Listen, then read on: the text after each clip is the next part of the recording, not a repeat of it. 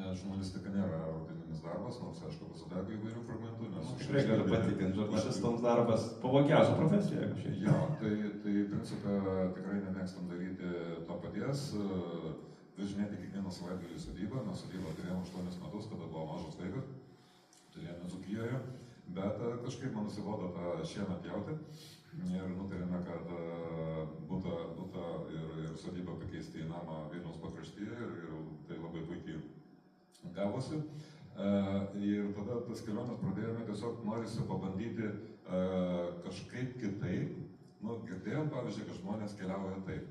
Tai pabandykime ir mes taip. Pavyzdžiui, aš paskaičiau, kad pora, aišku, jaunesnė gerokai už mus, keliauja aplink pasaulį, turėdami tik 40 litrų talpos, 35 litrų kuprinės. Ir mes taip pagalvojom, nesąmonė, negali būti, kaip galima sutalpinti visus savo daiktus į tokias mažas kuprinėlės. Ir mes pabandėm. Vieną kartą mes pasiskolinom pas giminės kuprinės didesnės, truputį vargom, keikėmės, nes jos per didelės buvo. Ir tada grįžę nuėjome į parduotuvę ir sakom, o kaip čia kokias čia pirkti.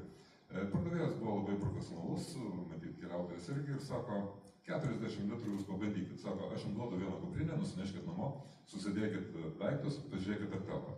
Rasa, sakau, Rasai, tu pabandyk pirmą. Po 5 minučių jinai ateina, sako, viskas telpa ir vietos dar yra. Vau, tai vadinasi ir mano tada telps, nes pas mane daiktų yra daugiau tik tiek, kad yra kompiuteris ir koks nors fotoaparatas. Tai mes nusprendėm tada keliauti su kuprinėmis, nes, tarkim, kilo mintis pravažiuoti visą Centrinę Ameriką ir, pavyzdžiui, būdai tai yra tokie, arba tu perki automobilį kažkur tai ir keliauja po to parduodi, arba nuomojasi automobilį, arba keliauja kaip backpackeris, tai yra kupriniautojas su kuprinėmis. Mes nutarėme pabandyti šitą variantą.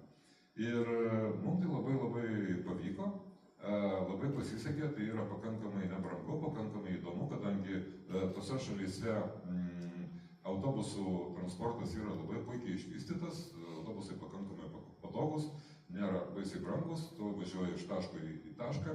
Aišku, problema tik tai tame, kai jūs patys esate keliautojai, kaip suprantu, ir, tarkim, tu turi viską labai analizuoti. Nes, tarkim, su automobiliu, tai privažiavai iš taško A į tašką B, o autobusas nepriveš iki galutinio taško. Tu išlipsi kažkur tai ir kaip iš to kažkur reikia dasigauti iki viešbučio.